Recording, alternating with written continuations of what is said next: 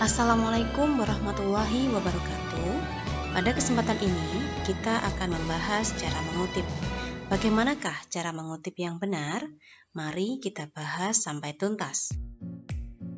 Sebelum ke pembahasan yang lebih lanjut, perlu kita pahami bersama tentang konsep mengutip.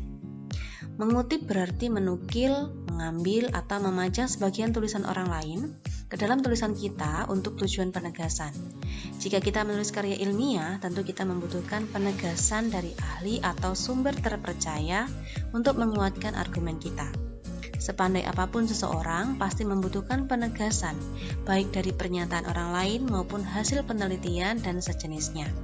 Baik itu sifatnya mengiyakan maupun yang sifatnya menolak. Maka tulisan yang bisa dikutip umumnya berupa teori, pernyataan khusus dari ahli, data hasil penelitian, hasil survei, dan sejenisnya. Karena jika tidak ada kutipan, ide cemerlang yang akan disampaikan akan tampak seperti gagasan yang kurang meyakinkan.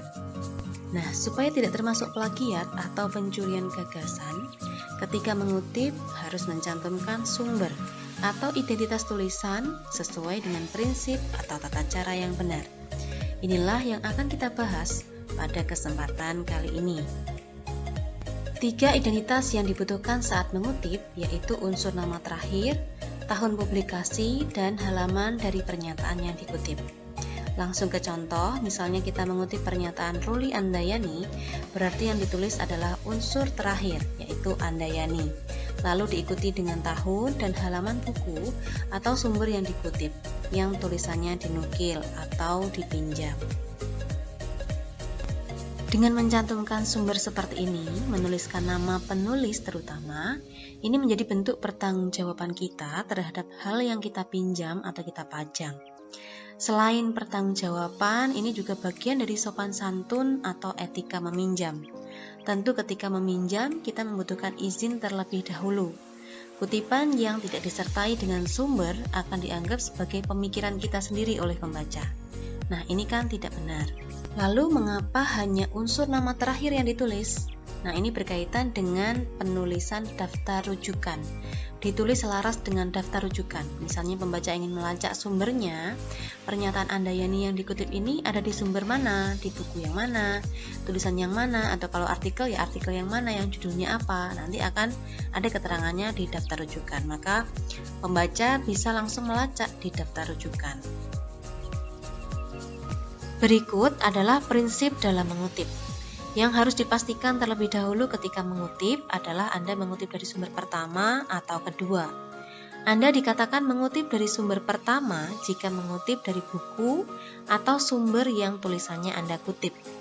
Jadi harus diawali dengan membaca langsung dari sumbernya. Misalnya mengutip pernyataan si A, berarti harus membaca tulisan A yang Anda kutip tadi. Mengutip pernyataan Andayani, berarti Anda harus membaca buku Andayani. Bisa buku, artikel, atau yang lain. Yang penting itu merupakan sumber dari tulisan yang Anda kutip. Tentu ini berbeda dengan sumber kedua. Anda tidak harus membaca buku Andayani langsung. Anda tetap bisa mengutip pernyataan Andayani yang tertulis di tulisan si B atau mungkin si C atau yang lain yang mengutip pernyataan Andayani. Supaya lebih jelas, mari kita perhatikan contoh berikut. Mengutip dari sumber pertama. Misalnya, pada tahun 2020, Maira Azahra menulis artikel. Untuk melengkapi tulisannya, dia membaca buku berjudul Tes Bahasa Pegangan bagi Pengajar Bahasa yang ditulis oleh Profesor Dr. M. Sunardi Djiwandono pada tahun 2008. Ia mengutip tulisan di buku tersebut yang terdapat di halaman 72 berikut, yang terdapat pada kotak berwarna kuning. Karena langsung membaca dari sumbernya, berarti termasuk sumber pertama. Mengutip pernyataan Sunardi Djiwandono langsung dari buku Sunardi Djiwandono. Lalu bagaimanakah menulis kutipannya? Data yang dibutuhkan adalah unsur nama terakhir, berarti Djiwandono yang ditulis, kemudian tahun publikasi atau tahun terbit, yaitu 2008, dan halaman, yaitu 72. Untuk contoh pengutipannya, silakan perhatikan bagian berikut. Cara pertama, nama penulis diletakkan di awal. Berarti ditulis Djiwandono diikuti dengan tahun dan halaman yang ditulis dalam kurung tanpa spasi. kemudian diikuti dengan kata kerja pewarta, misalnya menyatakan bahwa, boleh, atau mungkin menyebutkan bahwa, mengungkapkan bahwa, menyimpulkan bahwa, jika itu memang hasil simpulan dan sejenisnya. Kemudian baru diikuti dengan kalimat atau pernyataan yang dikutip. Tes buatan guru ialah tes yang disusun dan dikembangkan oleh pengajar sebagai bagian dari pelaksanaan tugas dan seterusnya sampai titik. Cara kedua, nama penulis diletakkan di tengah kalimat. Diawali dengan kata hubung, misalnya menurut, sehingga kalimatnya menjadi menurut Jiwandono, kemudian diikuti tahun dan halaman yang ditulis di dalam kurung tanpa spasi, 2008.272 tanpa spasi, lalu diikuti dengan tanda koma, dan dilanjutkan dengan kutipan. Tes buatan guru ialah tes yang disusun dan dikembangkan oleh pengajar, dan seterusnya sampai titik. Penggunaan tanda koma dalam kutipan cara yang kedua ini sifatnya wajib, karena kalimat sudah didahului dengan keterangan, diawali dengan kata hubung menurut. Jadi jika kalimat itu dimulai dengan kata menurut dan sejenisnya yang menyatakan keterangan, di belakang identitas tulisan selalu diikuti koma.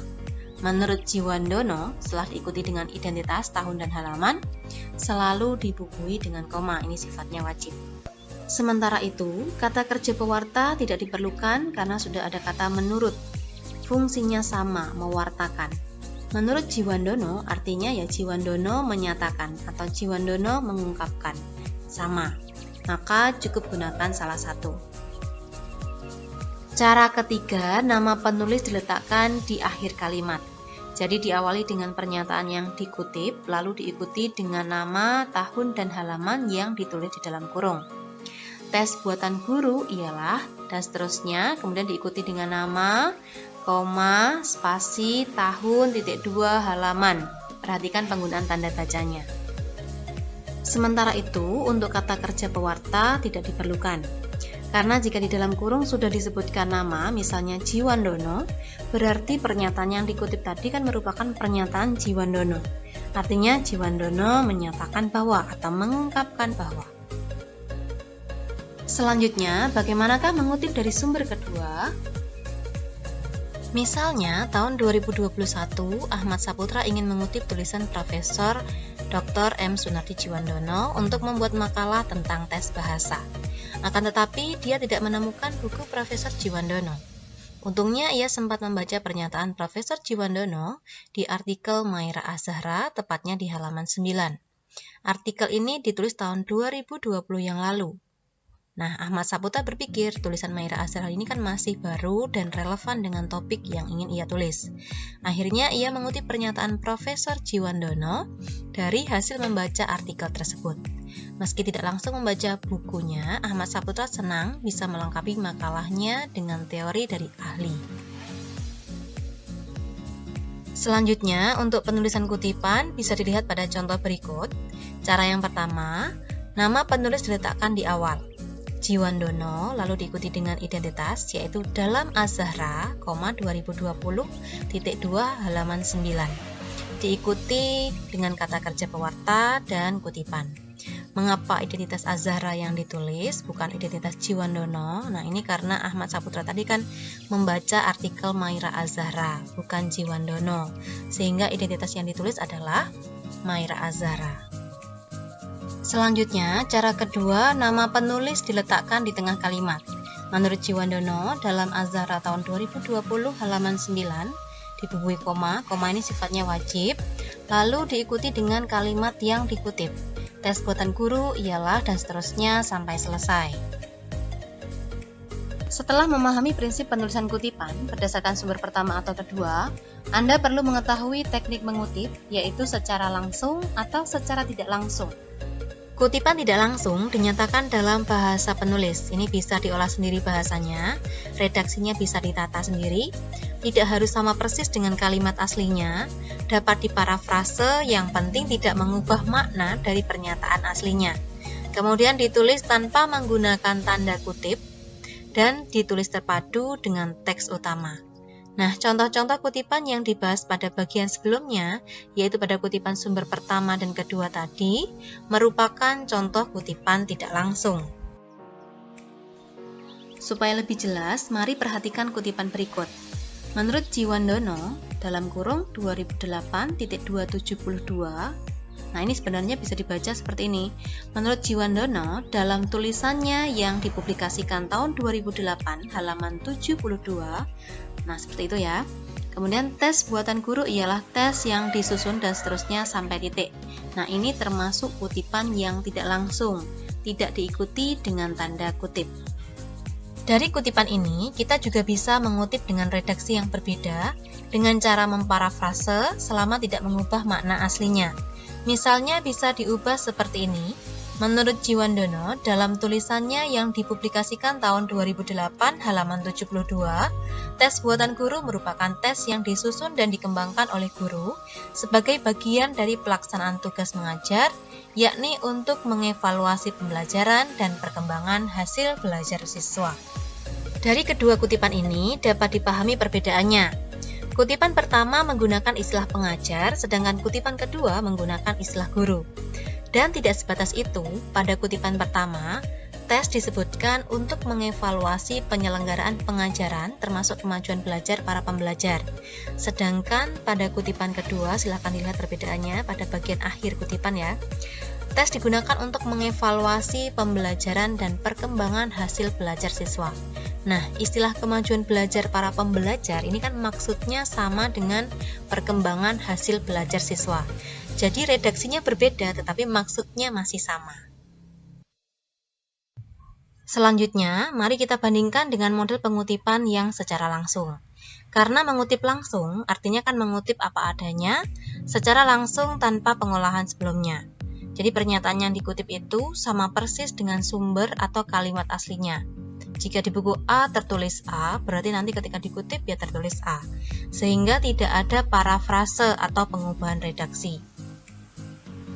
Nah, untuk menandai pernyataan langsung, kutipan ini perlu ditulis dengan tanda kutip atau petik, seperti halnya ketika kita menulis kalimat langsung yang juga dibubuhi dengan tanda kutip atau petik. Kutipan langsung yang kurang dari 40 kata ditulis antara tanda kutip terpadu dengan teks utama. Contohnya bisa dilihat pada bagian berikut, misalnya diawali dengan nama penulis, kemudian diikuti dengan identitas sumber, di dalam kurung dituliskan tahun dan halaman tanpa spasi, kemudian dilanjutkan dengan kata kerja pewarta menyatakan. Jiwandono dalam tulisannya yang terbit tahun 2008 halaman 72 menyatakan, diikuti dengan koma. Nah, kemudian dituliskan langsung ujaran yang ingin dikutip. Jadi ujaran Jiwandono manakah yang mau ditirukan, yang mau dituliskan. Diawali dengan tanda kutip, kemudian diikuti dengan huruf kapital. Ujarannya dituliskan sampai selesai, sampai titik, barulah kemudian ditutup dengan tanda kutip lagi. Jadi bisa dikatakan yang membedakan langsung dan tidak langsung itu adalah pada penggunaan tanda petik 2 dan huruf kapital pada ujaran langsung dan digunakan tidaknya kata bahwa, sedangkan yang lain-lain caranya sama dengan penjelasan sebelumnya. Mau nama penulisnya diletakkan di awal bisa, di tengah bisa, di akhir juga bisa. Jika nama penulis diletakkan di tengah, bentuknya bisa seperti ini. Menurut Jiwandono dalam tulisannya yang terbit tahun 2008 halaman 72, identitas tetap dituliskan dalam kurung seperti sebelumnya, kemudian diikuti dengan koma dan dilanjutkan dengan ujaran atau kalimat yang dikutip. Diawali dengan tanda petik, kemudian huruf kapital. Tes buatan guru ialah tes yang dan seterusnya sampai titik ditutup dengan tanda petik 2. Ini masih sama tanpa menggunakan kata bahwa, karena kata bahwa itu menunjukkan ujaran yang tidak langsung. Ini saya berikan tanda titik 3 untuk menandakan kalau ada beberapa kata yang saya hilangkan. Dan jika nama penulis diletakkan di akhir, berarti penulisannya diawali dengan kutipan atau kalimat yang dikutip. Tes buatan guru ialah tes dan seterusnya sampai akhir, kemudian diikuti dengan identitas. Jiwandono dalam tulisannya yang terbit tahun 2008 halaman 72. Jangan lupa di awal dan di akhir selalu ditambahkan tanda kutip. Selanjutnya, kutipan langsung yang terdiri atas 40 kata atau lebih ditulis tanpa tanda kutip. Nah, ini berbeda dengan penjelasan sebelumnya. Walaupun kutipan langsung, penulisannya tanpa menggunakan tanda kutip. Kemudian dipisahkan dengan teks utama, ditulis sekitar 1,2 cm dari tepi kanan dan kiri, dan ditik dengan spasi tunggal. Berikut adalah contoh kutipan langsung yang terdiri atas lebih dari 40 kata. Nah, kalau Anda lihat pada lembar atau bidang ketik ini, di sebelah pojok kiri bawah ada keterangan 95 kata. Kalau Anda mengetik kemudian mengeblok bagian tersebut, ada keterangan jumlah kata seperti ini. Jika yang dikutip terdiri atas 40 kata atau lebih, lalu ingin menuliskan secara langsung, seperti ini bentuknya, ditulis nama, kemudian diikuti dengan identitas sumber, tahun dan halaman seperti ini. Jiwandono dalam bukunya yang terbit tahun 2008, halaman 139, dengan lengkap menyatakan, nah ini tidak usah diikuti dengan tanda koma, tidak perlu menggunakan tanda kutip, dan juga tidak diikuti dengan kata bahwa menunjukkan kutipan yang tidak langsung. Selanjutnya untuk ketentuan pengetikan, teks utama ditik dengan spasi 2. Jiwandono menyatakan ini kan teks utama. Nah, ini ditik dengan spasi 2 atau 1,5 bisa. Kemudian untuk teks yang dikutip mulai teks close sampai titik, ini ditik dengan spasi 1. Jadi lebih rapat. Bahkan bisa juga ukuran hurufnya itu dibuat lebih kecil untuk membedakan dengan teks utamanya. Kemudian jarak kutipan dengan margin bisa dibuat 1,2 cm atau bisa bergantung pada gaya selingkung. Biasanya kan setiap instansi memiliki gaya selingkung atau ketentuan penulisan yang berbeda-beda. Ini hanya satu alternatif contoh saja yang bisa digunakan. Langkah-langkah yang perlu dilakukan dalam mengutip, yang pertama adalah pastikan Anda mengutip dari sumber pertama atau kedua. Namun kalau saran saya, gunakanlah sumber yang pertama. Langsung membaca dari tulisan tokoh yang ingin Anda kutip. Ingin mengutip pernyataan Maira Az-Zahra misalnya, maka bacalah bukunya langsung. Bacalah artikelnya langsung. Melalui sumber pertama, Anda bisa tahu benar tepat tidaknya informasi yang Anda kutip. Sebisa mungkin carilah sumber pertama. Jika memang tidak menemukan, bolehlah sumber kedua, asal bukan sumber ketiga dan seterusnya. Selanjutnya, pastikan lagi bahwa yang akan Anda kutip itu termasuk pernyataan yang kurang dari 40 kata atau lebih dari 40 kata. Nah, jika sudah, pilih Anda menggunakan kutipan langsung atau tidak langsung. Pastikan dulu, niatkan dulu, karena ini nanti akan mempengaruhi bentuk kutipannya. Menggunakan tanda kutip atau tidak, perlu disajikan dalam bahasa sendiri atau tidak, dan seterusnya. Selebihnya, tulis dan terapkan. Jika Anda mengutip lebih dari 1 kali dalam 1 halaman, bahkan mungkin bisa sampai 4 kutipan yang berjejer, variasikan bentuk penulisannya. Misalnya nama penulis divariasikan, ada yang di awal, ada yang di tengah, ada yang di akhir. Nah, kemudian ada yang berbentuk kutipan langsung, ada yang tidak langsung, misalnya seperti itu. Jangan sampai ada yang bunyinya semacam ini, menurut si A. Kemudian sejalan dengan hal itu, menurut si B, hal itu diperkuat dengan pernyataan si C, menurut, nah seperti itu yang tidak baik, nanti kesannya akan monoton. Demikian penjelasan tentang cara pengutipan. Terima kasih, semoga bermanfaat.